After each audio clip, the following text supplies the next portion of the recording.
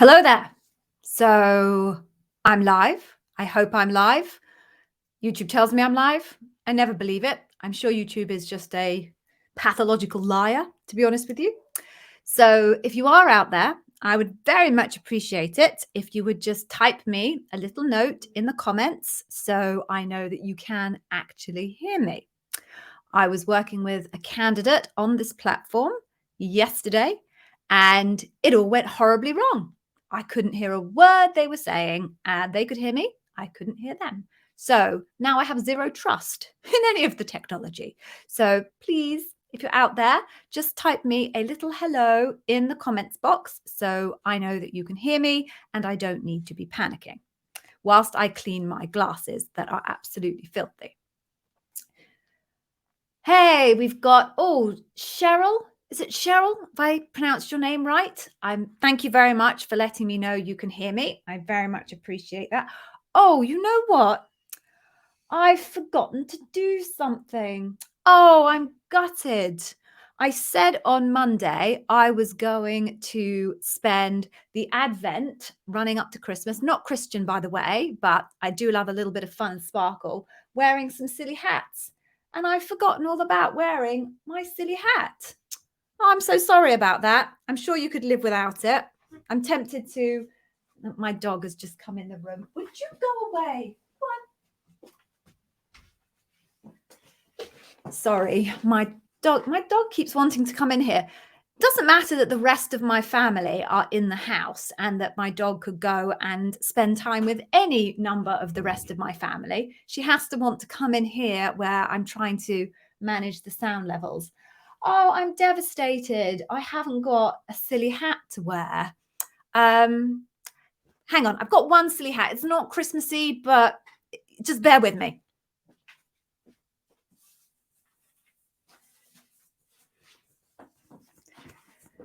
Right, here we go. I kind of need to turn it around so you can see there we go.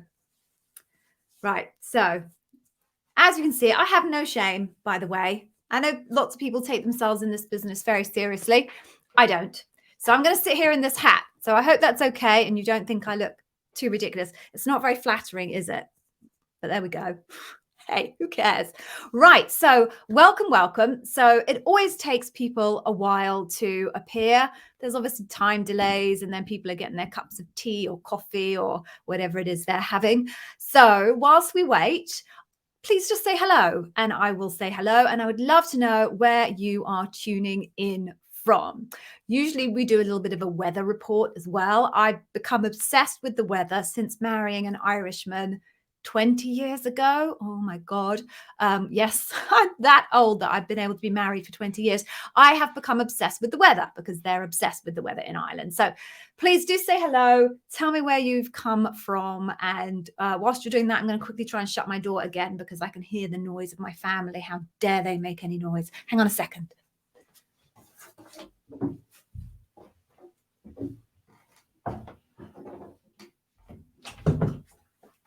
Right. That's better. Okay, so we've got Cheryl. Hey, Cheryl, where are you coming to me from? We have Hello World. Hello World. Where are you coming in from? The world, I suppose. We've got Pedro. Yes, Pedro, it is possible to book a session with me. Best way of me, I'm not going to post it here in the comment section because I can't do that actually, Pedro. So please, Pedro, either connect with me on LinkedIn. I'm Gigi, the Amazon interview whiz on LinkedIn, or you can find in the comment section it's not in the comment section, in the description section of, I think, most of my videos and definitely any of these live sessions. Go back to the description in there and there are links in there to where you can make a booking to have a one-to-one session with me. You can either have a 90-minute mock session or I do 60-minute slots as well to do deep dives on different areas. Can't use those for mocks, but we can do deep dives on different areas. So there you go, Pedro. I hope that gives you the links that you need. We've got Ahmed. Hello, Ahmed. How are you doing? Lovely to see you. You're from Egypt. And you're having sandstorms. Oh my goodness. Obviously, I've never been in a sandstorm, but it looks quite exciting when you see them on the movies. But I'm sure that is not at all reflective of what actually happens in real life, in the same way that Britain is in no way ever accurately reflected in the movies. We don't sit around drinking tea all the time, but that's not true, actually. I drink a lot of tea. And we've got, oh, hello world, you're coming from Chennai. Very good. Cheryl's in San Jose, California. Nice. I bet you've got some nice weather about now. It's pretty miserable here in the UK, sadly. Right, so it's getting quiet in the run up to Christmas. So I'm just going to get going, and then people will show up if they show up. Let's get going. I will introduce myself. I am Gigi. I was a senior leader, and do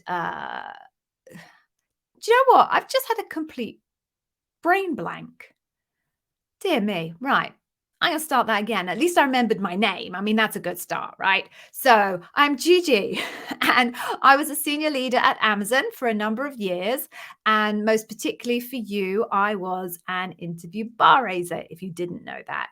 So the difference between what I will share with you and what you will see on many other channels now, it's been like an explosion of Amazon interview coaching on YouTube in the past year. But what you'll see on their channels is very particular points of view. So if you are a normal Amazonian, you are, an L5, L6, or even kind of a manager, you'll interview, and you'll interview a lot. Most Amazonians are interviewing at least once a week. But you'll interview within your own space. So either for your direct team, for teams that work alongside your direct team, or maybe a slightly different discipline team with whom you partner a lot. But you're very focused on that particular discipline and sphere.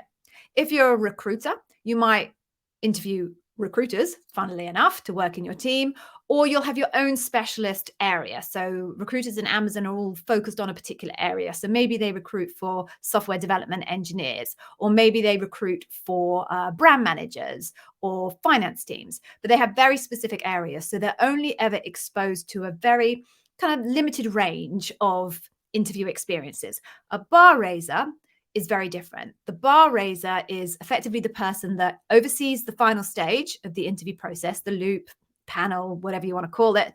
And they're the ultimate decision maker. They're the unbiased third party who's going to be the person that ultimately says, yes, this person can be hired. And as a bar raiser, you can interview anywhere. So you can interview on any type of job family. You can interview tech or non-tech, tend to have specialties. My specialty was non-tech, but I did interview on tech roles as well. And you get the added bonus, which I just loved, of being able to interview across the globe. So usually a hiring manager, if I was in my normal role in marketing, which I did, I'd interview marketers. I might interview a few finance people, maybe a few content acquisition people, because I worked in Prime Video. And I would probably only interview for London, UK. In my role as a bar raiser, I interviewed across dozens of different job families, tech and non-tech, different levels from L4 all the way up to L8, and across different countries: UK, Germany, France, Spain, Italy, Turkey, Japan. Japan was very cool. India, US, Canada, Australia, loads of them. And it gives you this really, really broad perspective of how the entire process works, because actually the process, although it has a lot of consistency, has a huge amount of deviation as well. So being exposed to all of those different teams, countries, cultures, you get to see a level of insight on the Amazon interview process that nobody else gets. So I've seen it inside out, upside down, hanging from its ankles. I know exactly what it takes to get hired at Amazon, and I have hired hundreds of Amazonians directly myself. How I ended up doing the Amazon interview whiz was I could tell that I could tell the people who had specialist coaching, right? They knew this, they knew what to say, how to say it, the tricks, things to avoid, things they needed to make sure they did. And I just got curious.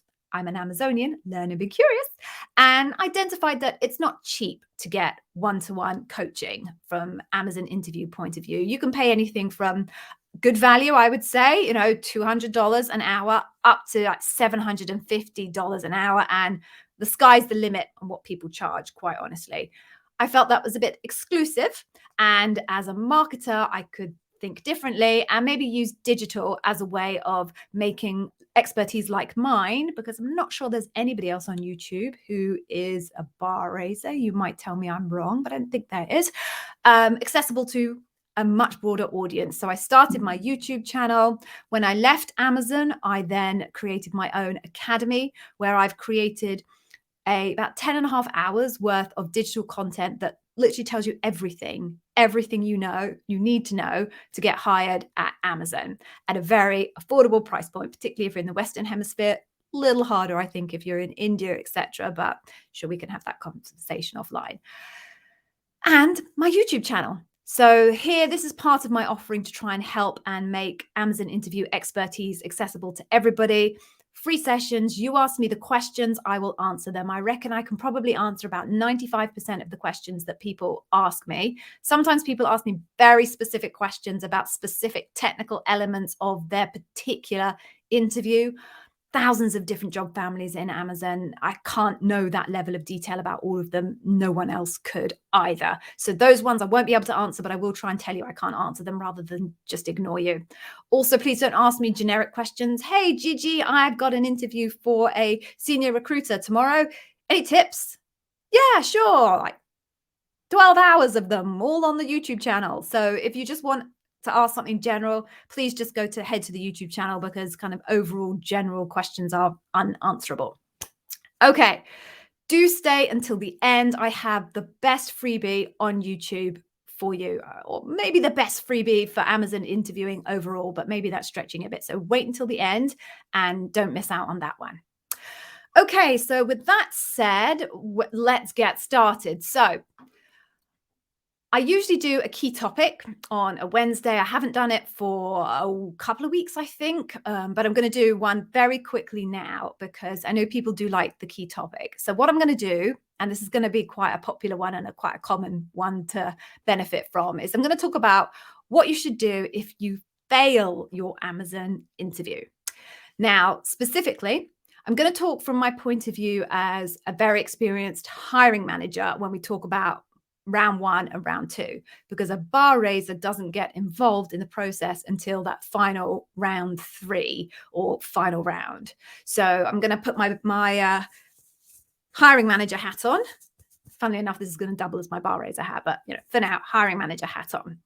So if you fail at round 1, what you probably want to be thinking about is, again, my experience as a hiring manager, there are 2 key reasons why candidates fail on round 1.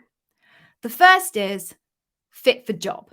So your actual technical skills, because either as an interviewer in round 1, you're going to ask people about their resume. I personally don't do that. I don't find that a very efficient process, but plenty of interviewers will ask you about your resume or will ask you about a particular project that you've done recently. And through that exploration, they might identify that you just don't have the type of skills match, or you haven't done the type of work that is involved in the role that they really want someone to have had experience of.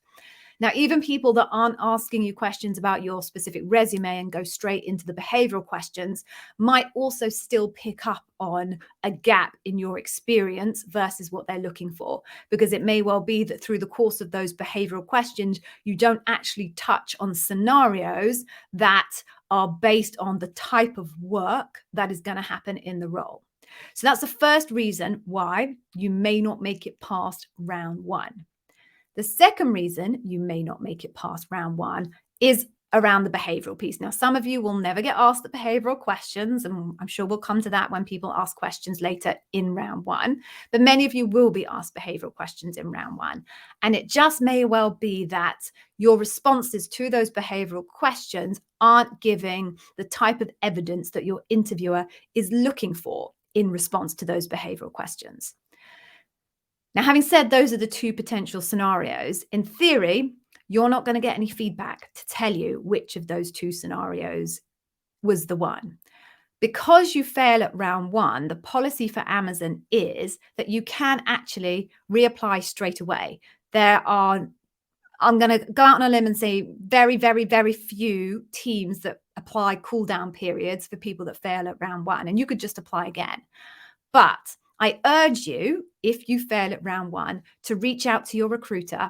And even though they can't give you specific feedback, to ask them to give you at least high-level feedback as to whether you failed from a job fit for job perspective, the first point that I made, or a behavioral perspective, second point that I made. Because if you fail on a fit to job perspective, you really need to think about the type of job that you reapply for. Don't reapply for the same role. You weren't fit for that role. Reapply for another role.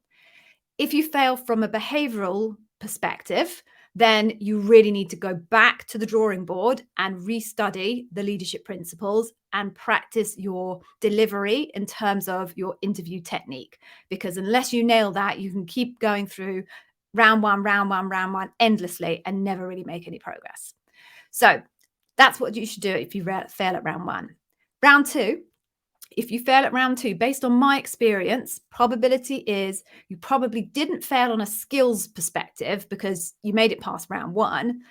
If you have a round two, by the way, plenty of teams don't do round two. If you fail at round two, I would say it's probably your behavioral piece. So again, if you're failing at round two, go back and really, really make sure you understand the leadership principles. Make sure you've studied the technique and practice the technique before you apply again. You don't just want to keep failing and reapplying and failing and reapplying again, because if you reapply and fail too many times, a recruiter who picks up your resume next time around is going to see a litany of failures and not want to touch you with a barge pole. Okay, obviously sweeping statement there, but that's the risk. If you fail at the final stage, at loop, more than likely it is going to be a behavioral piece, or it could still be not quite the right fit for the role. That does happen quite frequently, that people are considered to be bar raising in the leadership principles, but they aren't quite a fit for the role. Again, try and push your recruiter to give you the insight, even at that high level. Is it fit for role, or was it my behavioral piece? If it's a fit for role, try and really, really look at the job description, your skills and your experience from the past, and trawl the general space on the jobs board for other roles that might fit your experience better, particularly if they considered you to be bar raising. If you really, really felt that the job was an amazing match and you aren't able to get any information back from your bar raiser, it's going to be on the behavioral side. If you weren't given a cooling off period, that means you were close. It means you were very close. So if you were very close, ergo you didn't get a cooling off period, then you should probably aim to try again almost immediately, because it means that there probably is the right role out there for you. It just didn't happen to be your day that day, or maybe it wasn't quite the right role. So that's what I think you should do if you're failing the Amazon interview process. It's a different kettle of fish in those early rounds than it is the final rounds. Amazon is happy to throw you back into the pool if you fail at the early stages. I, as a hiring manager, think that's a bit nuts. If somebody fails in the early round, they're really well below the bar, and just getting them to reapply again without any development just seems to me to be kind of an unlikely pathway to success. It's kind of the definition of madness, doing exactly the same thing again and expecting another outcome. So if you are out in those early rounds, just take a little bit of time to pause and try, if you can, to work out why it was you failed before you apply again. Okay, so that's my thoughts on what you should do if you failed your Amazon interview. I hope that was useful to some degree. I am now going to get going with the questions that are coming in. Some people are now liking my hat. Thank you very much. I appreciate it. I'm in a very party mood now. We've got the Christmas tree. I say I'm not Christian, by the way, but we love glamour and sparkles and things like that in my house. So we've got all the decorations up and I am headed into Christmas period. We don't really say the holidays here. It's a Christian country overall. So we just kind of tag everything with Christmas and have done with it. All right. So let's get going. See what questions we have. We've got Pankaj from the Netherlands. I love the Netherlands. Man, I love Amsterdam. Such an amazing city. Okay, what questions do we have?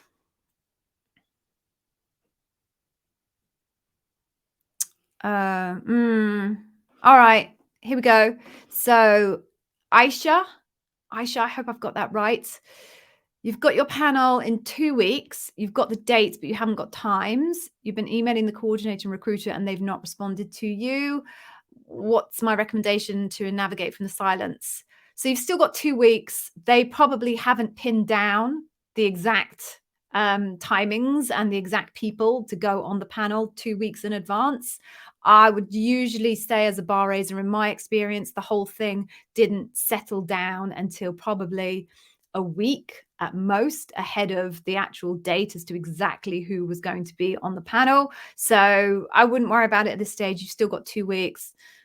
Send them an email. You know, if you sent one yesterday, send another one in kind of 3 days. If you haven't heard anything a week ahead, then perhaps start pushing a bit harder, but you have plenty of time and they definitely will not have settled on exactly what they're doing at their end of things yet.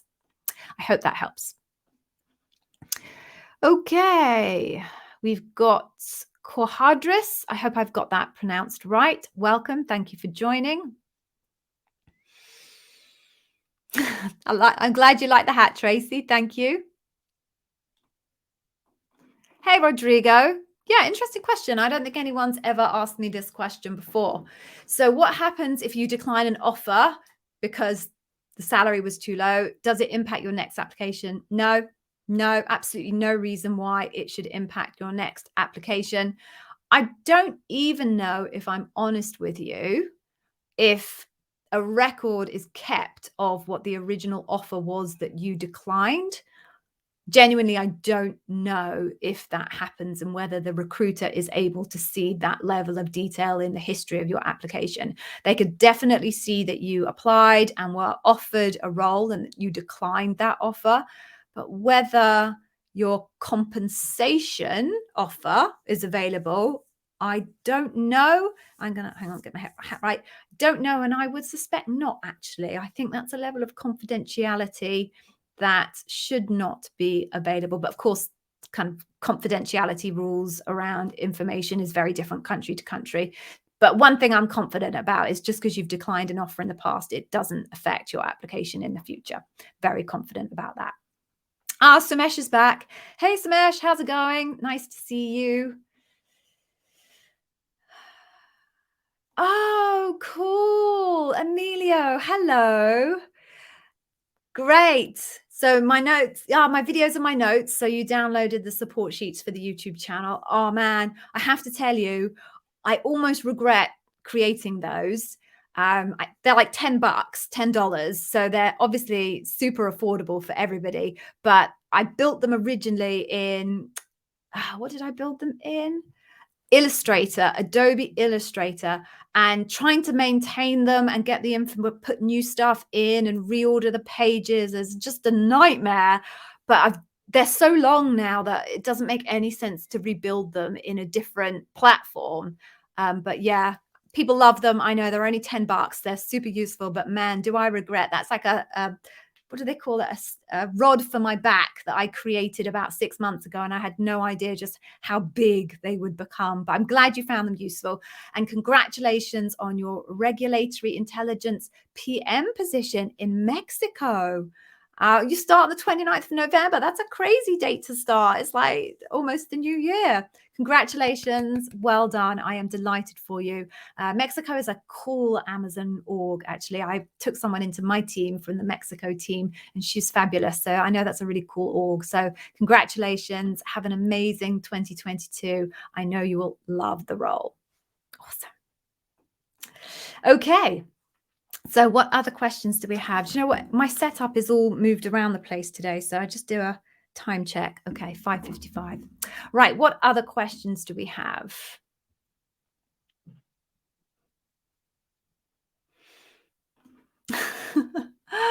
Vince, hey. Oh, you are more than welcome. Yeah, I know. They need to get more views. I know my content needs more views. The YouTube algorithm is such a bitch. Not supposed to swear on YouTube. So it's one of those, it's really, really hard to crack that algorithm. So you all can play a part in that. If you watch any of my content, please put a comment, please put a like. It makes a big, big difference. In fact, perfect timing on this one, Vince. I have something for you, but usually halfway through my session, I kind of pause and I tell people the story that in order for my content to rank, I really need you to support me. I need you to give videos a thumb up. If you need to give it a comment, that's a positive signal to YouTube that this is good content and that it should promote this content above some of the absolute trash that seems to rank in front of me on YouTube. And I have no idea why. So we're going to pause momentarily now, and I'm going to ask you to do me that huge favor in return for what I do for you, to spend a millisecond, well, it's not a millisecond, is it? A second, just clicking that thumbs up button on this particular stream. And so that we're not all sitting here in silence, I created a little video. I had such fun creating this earlier on today. Too much fun, actually. I wasted so much time. I've got a little video. So whilst this video plays, I'm just going to ask you to please just kind of give me that thumbs up, and I would be very grateful if you can do that. So countdown 3, 2, 1 to the video, and then whilst that's playing, please do the thumbs up. So 3, 2, 1. Like the stream, or like the stream, or like the stream, or like the stream, like the stream, or like the stream, or like the stream, I like the stream, or like the stream, or like the stream, or like the stream, like the stream, or like the stream, or like the stream, like the stream now, like the stream now, like the stream now, like the stream now.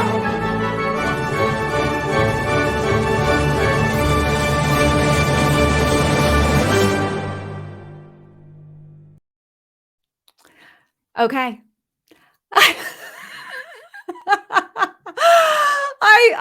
I know it's slightly nuts. I know. I cannot tell you how much fun I had creating that video earlier on today. I was howling with laughter as I was watching it back. I shared it with my mother, who then managed to point out to me that all of the little characters were actually men, not women, and that I had placed my head on top of all of these men's bodies, which made me howl even more with laughter, to the point where my husband, who's a firefighter, who'd been on a night shift and was asleep upstairs, I actually managed to wake him up with my laughter. I was crying. I was laughing so much. So I hope you don't think I'm too insane. I had such a good time with that. Okay, so please like the stream. If you haven't liked the stream, other than hating my sense of humor, maybe, so please like it. Right. I've lost a bunch of people who obviously thought I was completely insane. Right. Moving on then. Moving on. Okay. Let me just see what other questions I have. Oh, there's a few part questions here. So hang on. I'm trying to jump across them.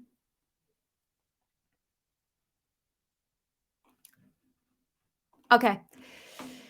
Hey, so I'm sorry, I don't know how to pronounce your name, so I'm not even going to start because I'll probably murder it. So if you get through loop and fail, how can you know the reason? Leadership principle or experience? Can you ask the recruiter? Sorry, you joined late. Yeah, ask the recruiter. Look, you're not going to necessarily get the answer, but you can ask. All right. I do also have a video about collecting your own feedback on my YouTube channel, so that you can at least go back and look at your own performance and do a bit of self-analysis. So go check that out as well before you head into the interview, because it's really important to have watched that beforehand. Okay. So moving on then. Oh, okay, Bite Bitten. I'll cover this off quickly because I'm not sure it's useful for everybody, but it may be a point of information that people might find useful. So how does Amazon help you become an interviewer? Is it something you push for or you're required to go through as part of your training? Every single Amazonian has to go through a training program called Making Great Hiring Decisions. It is a program that was designed a long time ago. I'm sure they update it regularly, but it's a standard program and interview that training that absolutely everybody has to go through. It used to be delivered one-to-one in rooms, but now obviously with COVID and just the scale of the organization, they don't do it one-to-one anymore. It's just done digitally on KNet, which is the internal training platform. So everybody has to do that. So when you join Amazon, you'll go through all sorts of training as you start. At some point, your hiring manager is responsible for making sure that you've actually done the Making Great Hiring Decisions training. Once you've done the Making Great Hiring Decisions training, you have to go and shadow someone who is an experienced interviewer, usually a colleague on your team. You shadow them for a couple of times. I think you have to do 2 shadows, or at least you did when I was last there. Clearly, I left about a year and a half ago now, I think. So that might have changed, but you shadow twice someone who's an experienced interviewer. Then they flip the table and you get to interview somebody, and you get shadowed by a couple of different people who are qualified. The last person that shadows you basically has to sign you off as being a competent and capable interviewer, and then you are able to go and interview on your own, and you get added to the list of people who are qualified interviewers that the recruiting and the recruitment coordinators can pick from when it comes to interviews that they need to set up. Okay, now it's very different from becoming a bar raiser, which is not something everybody does, something that you have to be nominated for. And then you go through a whole training, quite a detailed training program on that one, but that's slightly different. Okay. Yeah. Hey, Pankaj. Well, okay, you made it through panel. You're waiting for the result. Ooh. Does the calibration happen for each leadership principle by each interviewer, or is it a collective effort during debrief? Both, actually. So the person who interviews you for that particular leadership principle at Loop, because everyone at Loop will be panel, whatever you want to call it. Everyone is assigned a unique leadership principle, a couple of unique leadership principles. They will do their interview with you, look at their notes, make their decision on where they want to calibrate you on the leadership principles that they were given. Based on that information, they will then make a decision as to whether they, based just on that data, would want to hire you, and they press the button to say they're inclined. Then they get to see everybody else's information who has input their information into the system, and they are required to read all of that information. Everybody then goes into debrief with this much broader set of data, and through the process of debrief, everybody then discusses that data and effectively recalibrates your performance based on the whole set of data rather than just those silos of data that people gathered at their individual interviews. So that's it. It works both ways.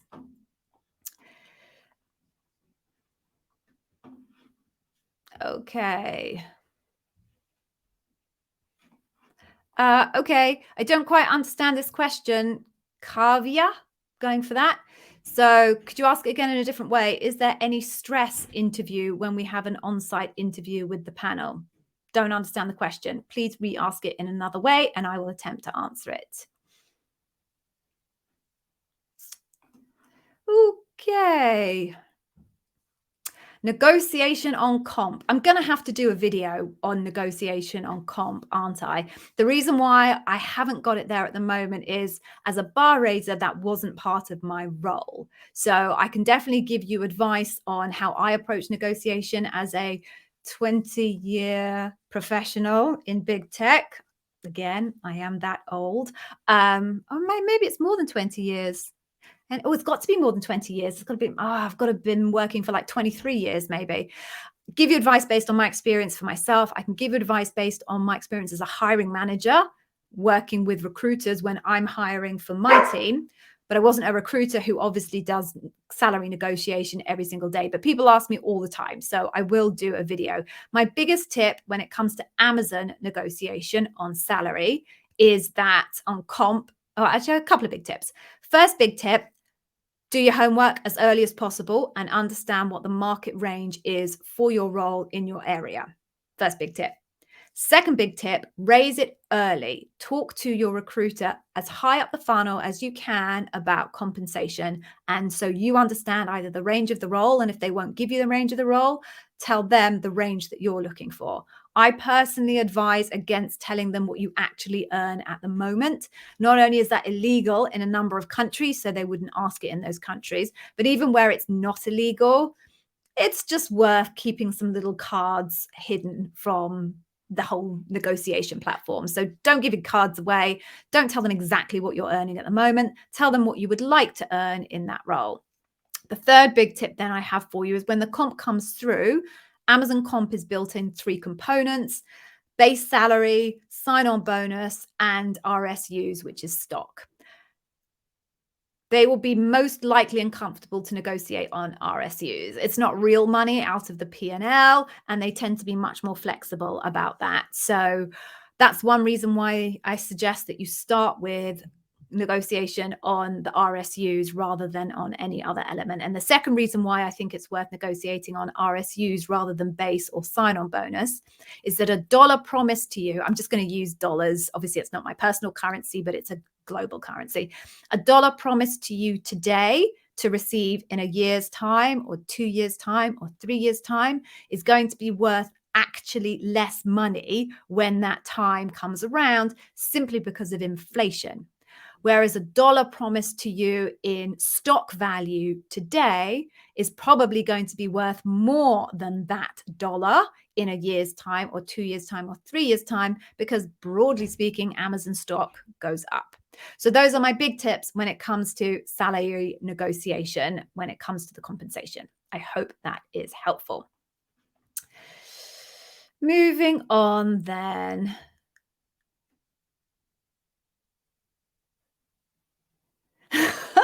Bite Bitten, you like me singing my little song. I do still have it here, but I had much more fun making the video.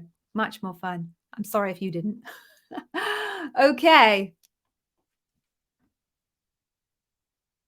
Oh, okay. Hey, Manish from the UK. Yay! Up the Brits. So you've made it to the final panel, but you didn't get the position. Oh, I'm sorry to hear that. They're encouraging you to apply for another role, but not clear if there's a cooling off period. There won't be, unless they actually specify, please don't come back for 6 months, 12 months, whatever it is. There won't be a cooling off period. So go for your life. If there's no cooling off period, it means you probably weren't that far off when it comes to the actual performance. So go for it. Apply for something else. Fingers crossed for you. Maybe it just wasn't the right role. Maybe it just wasn't your day. Okay. Moving on then. I'm just now getting to the comments about my video. Oh, Bianca. Oh, wishing you the very, very best of luck, Bianca. Moving on then. Oh, wow. Oh, we've got another winner chicken dinner here. So, oh, how am I going to say that? Djamsite. I'm going to go for that. Djamsite. You got the role after a second attempt in 2 years. Oh, Djamsite, you're an Academy member. That's amazing. Oh, I'm so delighted. It's hard to know because I have all these different platforms and people have different usernames across the different platforms. So sometimes I don't put the pieces together. If I've spoken to you on Discord and I don't recognize you in on YouTube. So I'm sorry if I offend anybody by it appearing to be that I don't know them, and actually we've had extensive dialogues on Discord. So I'm so delighted. I'm so glad you found the facets useful, and I'm glad after a second attempt I was there to help you. So I wish you a fantastic Amazon career. For those of you who don't know what the facets are, I realize that's probably internal Academy speak. So I created a new way of understanding the leadership principles, which I call facets. I created it. It's unique to me. You will only find it on the Amazon Interview Wiz Academy. But effectively, what I've done is I've broken down those big paragraphs of leadership principles into little component parts so you can really understand the nuances behind the leadership principles. I'm going to give you away my customer obsession one at the end of this session, so you will be able to understand exactly what I mean by the facets and learn all about them on customer obsession, which will be invaluable. So the Djamsite, congratulations. I'm so delighted. I'm so pleased I found you and you found me, and you're going to have an amazing Amazon career. Okay. Moving on then. Next one. Bianca. How do you calculate job level? So how do you work out what the job level is? They haven't specified the job level in the job description, so they won't. And sometimes it's really hard to work out what the level is. It's easiest when they use the very common nomenclature for levels. So the most common nomenclature for levels is that somebody who is a something manager will be an L4, maybe L5, or should I say an L5, maybe L4. Somebody that is a senior something manager will be an L6. Then someone who is a senior manager something or principal something will be an L7. And then they usually badge directors L8s. Now, that's the normal nomenclature, but as I work more and more with candidates doing job description deconstructions, I can see that the use of that nomenclature is probably only about 60% there, and there's a whole 40% of job titles that do not fit that nomenclature. When that happens, I'm afraid it's anybody's guess as to what the level is. You can ask your recruiter, of course, but they may not tell you. The other thing I would say is, I don't think you should worry about it too much. I say this a couple of times a month, maybe. So what you really need to worry about when it comes to the role is the work going to be challenging for you and give you growth potential? Second thing you need to worry about is the salary range what you want to get paid? If you've got those two things ticked, what difference does it make what level it is? Really? It doesn't make any difference. Like, it's just a number at the end of the day. So there's how you identify it. 40% of the jobs won't actually fit into that nomenclature anyway. And actually, if I were you, I wouldn't stress about it. Hope that helps, Bianca.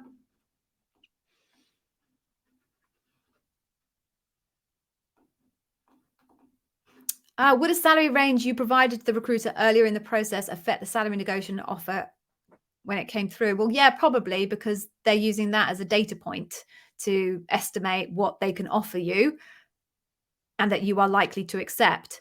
So yes, be very careful when you share that type of information, right? As I said, I don't personally recommend sharing your actual current salary, but once you lay a number on the table, then it's laid on the table. Now, it doesn't mean to say that if they come within that number and you've now decided that that number is too low, that you can't say, well, actually, I've changed my mind, I want more. Of course you can, but it breaks trust a bit. If you've given a range to a recruiter and they've worked hard with a compensation analyst, because they don't get to decide, by the way, they have to submit an offer request in, and somebody else whose job is called a compensation analyst then comes back with the actual offer itself. So they've already used the data that you've given them to go and negotiate with a compensation analyst. So it breaks trust a little if you say, oh, well, I know I said this, but actually I've changed my mind.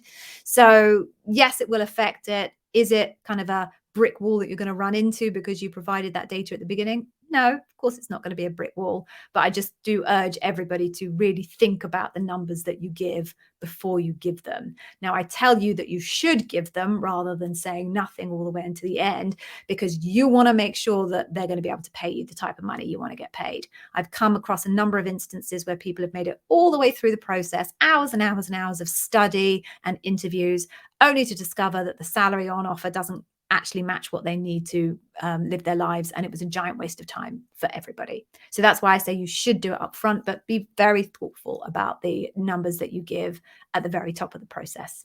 I hope that helps. Oh, you asked that question twice. Right. So next question then. Here we go. Right. Any more questions? Please do just throw them down. I'm just going to do a time check. Okay, got a few minutes left. Yeah, any more questions? Do please add them in. So Vince, for the writing exercise, how much weight of it in the hiring decision? Would it count as one of the items? If not, too bad. And am I strong? The panel's still okay. Or is it not great? Equal, not considered. Okay, it's not as empirical and mathematical as your question suggests. So there's no count. There isn't we've got 10 points available here, and this leadership principle is worth 1 point, and this leadership principle is worth 3 points, and this leadership principle is worth another one, and the writing exercise is worth another one. It is not as empirical as that. So imagine, take that out of your mind in terms of a concept of structure, because that just doesn't exist. And I will have to talk at a much more conceptual level. So how important is the writing exercise? Okay, so it depends. I'm afraid. I'd love to, an even more wishy-washy answer to that. It depends. So the purpose of the writing exercise, if you don't know, let me start from the beginning.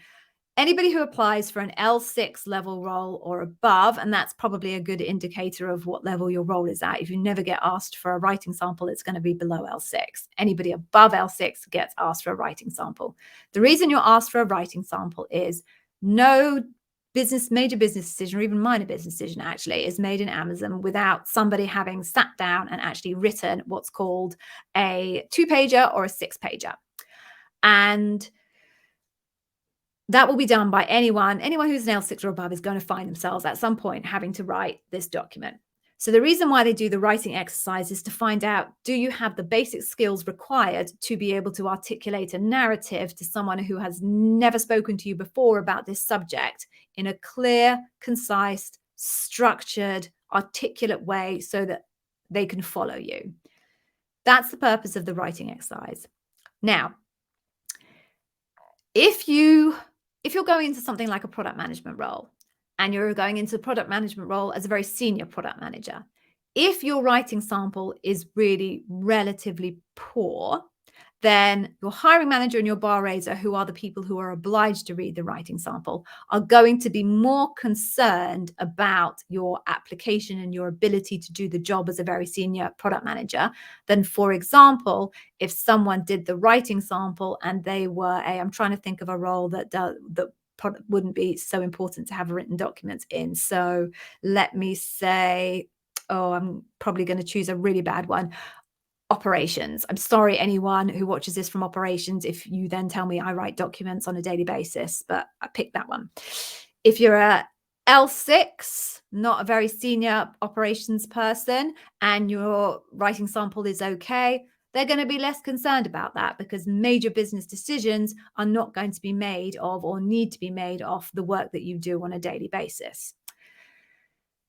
Fundamentally, they want to know, can you write clearly and concisely? Now, the truth of it is, even the strongest written samples or the strongest writers going into Amazon have to learn a whole new way of writing because there is definitely a very particular Amazon way of writing. And it takes years to perfect. And some people never really perfect it, and other people are incredible writers. So I'm afraid, Vince, there's no absolute answer to your question because it doesn't work numerically and in the binary fashion that your question presents it as, and actually it entirely depends on the role that you're going for and how important the writing skill is for that role. I have never, as a bar raiser, blocked the hire of anybody because their writing sample was not great. It's far more important to... I'm sorry, I just got distracted. I'm so sorry. Oh my goodness. I'm sorry. I just got distracted because someone that I've been working with, coaching them, has just emailed me and told me that they've got their offer. I have been thinking about this person so much over the past couple of days, knowing that they'd done their final loop and they got their offer. I'm so excited. Oh. I'm sorry, I got distracted. This is terrible. I'm so sorry, but I've been thinking about this person 24/7 for at least 4 or 5 days now. So, oh my God. Reset with a big smile on my face. I have never not hired anyone because their writing sample wasn't great. The most important thing is that you nail your behavioral examples and you convince them that you raise the bar on the leadership principles, because you're going to have to learn to write again anyway in the Amazon way. So focus on the leadership principle. If your writing sample isn't the most amazing, your hiring manager will say, I will coach them on writing. They're amazing at the leadership principles. I want them. I hope that helps. I'm so happy. So happy. Right, next question. I'm a little bit teary, actually. I'm so happy. I really shouldn't get so emotionally involved with my candidates, but I can't help myself. Okay. Yeah. Okay. Oh, I don't know how to pronounce your name. I'm so sorry. I don't know how to work that accent, so I'm not going to try. Let me just flip. Right. So before you're on site, they gave the job to someone else, but they wanted to do the on-site anyway. Okay. Next one. It was for a management role in Amazon ads. Good team. Yeah, but now the roles that are available don't look as senior, and the one that was taken and your interviewers look less senior than the previous one. Okay. Okay. Right. So you don't know what's going to happen next, basically. So you want me to give you some advice. Don't know is my answer for you. So this happens very regularly. It's a first past the post process.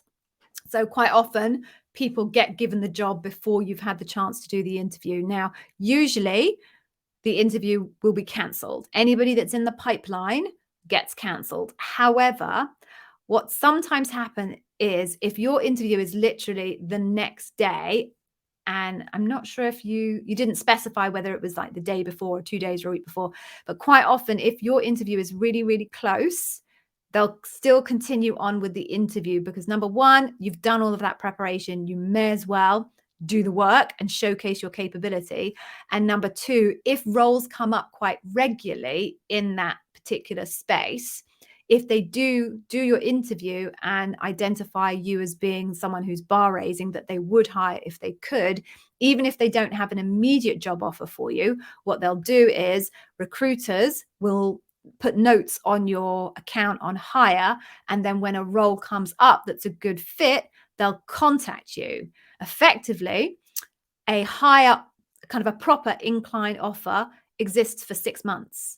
So if they interview you and they are inclined and they think you're great, if a role comes up, and it has to be exactly the same role, to be super clear, it has to be exactly the same role. If an exactly the same role comes up within 6 months, they can effectively give you a call and say, right, we've got a role, you did your interview, it's fully inclined, we just need you to talk to the hiring manager just to validate that they're comfortable with you. So that's probably the pathway that they're headed down for you. Close off the interview, see if you're bar raising, and if they are effectively, if you are effectively, bench you until an appropriate role comes along. It might not be any of the roles that are currently live, but going into 2021, new financial year, a whole bunch of new recs will get opened with new budget. So chances are that the role that you went for will appear again in the new year.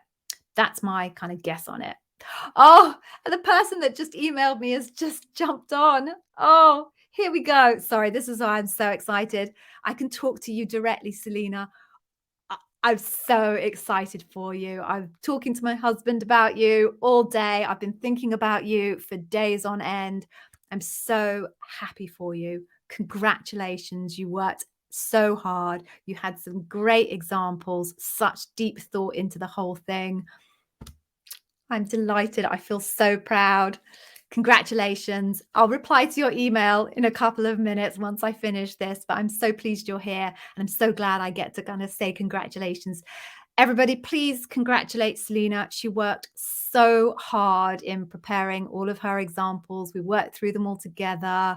She really, really understood the leadership principles. We dug really, really deep, thought about structure. Amazing, amazing job, Selina. And Selina was a person, I hope you don't mind me saying this, who really doubted herself. And I told you, one of the things you really need to do is believe in yourself. You've got to believe in yourself before anyone else will ever believe in you. And you nailed it. Congratulations. I will contact you. I'm doing over here because my other screen is over here. I'll contact you offline. Congrats. Thank you for popping on. So good. So good. Right. All right. So let's just do a time check and then we can see where we are. All right. So we've only got 5 minutes left. So I think we've got to the end of most of the questions. So I'm going to give it a couple of seconds. Does anybody have any more questions? Because I've got a few more minutes to spare before I'm going to go off and have my dinner. If you have only recently joined, I will spare you the video unless anyone's desperate to see that video again. You know you are. You know you are. I'll spare you the video. I'll do the manual version, my amazing graphic here. Please like the stream. If you didn't see the video or you've only just joined, please not only like this stream, but when you watch any of my videos, I would be very grateful if you could just spend a couple of seconds, 1 second, maybe even less than a second, just clicking the little thumbs up and dropping me a little comment. It makes a massive difference to the YouTube algorithm. It will mean my content surfaces above some of the other trash that definitely appears before me in the YouTube algorithm, despite my efforts on thumbnails, despite my efforts on trying to put content out there that people are asking actual questions on. Other people seem to know how to play the algorithm better than me. Failure on my part. So please, I need your help. If you could like this stream and put comments in it, and for any of the other videos of mine that you watch, I would be extremely grateful. It does make a massive difference. I can already see how much of a difference it makes since I've started literally begging people. So I don't like to beg, but needs must. Okay, so on that note then, it looks like we are out of new questions. So I said at the beginning and in the middle at some point, I was going to give you what I believe pretty confidently is the best freebie that is out there on Amazon interviewing. So I'm going to do that for you now. Go to I always start at the wrong end. You'd think after how many of these have I done? 60, that I would really know which end it starts at. Maybe it's something to do with my dyslexia. I don't know, but I can never work out in the reverse, like where it's coming from. So please go to the AmazonInterviewWizAcademy.com. There you can get my Customer Obsession Masterclass completely free. It will show you the facets. Honestly, no one else looks at the leadership principles the way I do. So it will tell you the 4 facets of customer obsession. It will tell you pretty much exactly what they're looking for in your customer obsession answer. I'm not sure anyone else will tell you that. And it gives you a little mock demonstration of me interviewing me so that you can see how it all comes together. Before Selina was interviewed anyway, I'd have said to you that all of you will get asked customer obsession at some point in your interview process. And then Selina emailed me the other day to say she didn't get asked customer obsession, but the vast majority of you will get asked customer obsession. So if I'm going to give one away, which I was always going to do, I give customer obsession because I genuinely believe that if I'm going to give away free stuff, I almost swore. If I'm going to give away free stuff, I want it to be useful free stuff. So you have the most useful free stuff that I can possibly give you. So go take that. I'm not going to chase you for upsell or anything like that. I know most freebies are given so that they can get your email address and then upsell you. That's not what I'm doing. So take it totally free. Absolutely no reason not to go and get that. So AmazonInterviewWizAcademy.com. All right. So on that note, then looks like we are all out of questions. So thank you very much for joining. Do feel free to tell me whether you hated my video or not. I spent hours creating it, by the way. So if you all hate it, I don't want to spend any more hours doing it, despite the fact that I had so much fun doing it. If you hate it, then there's no point in doing it. So do let me know whether you loved or hated the video. And if you have any questions, you can always drop them on the appropriate video in my YouTube channel. For those of you who landed jobs, especially Selina, sorry, everyone else, I love you, but Selina, I really love you. Congratulations. I'm so proud of you. If you have interviews coming up, I wish you the very, very best of luck. We had, 3-4 people say that they managed to land their jobs today. So it's definitely, as you well know, totally possible to nail that job that you are chasing down. So I wish you the very best of luck. Thank you so much for joining today. Please keep yourselves safe. Look after yourself and your families. And I will see you again on Monday with a new video. A new halftime video, unless you tell me otherwise. Take care. I hope to see you soon. Be safe. Bye-bye.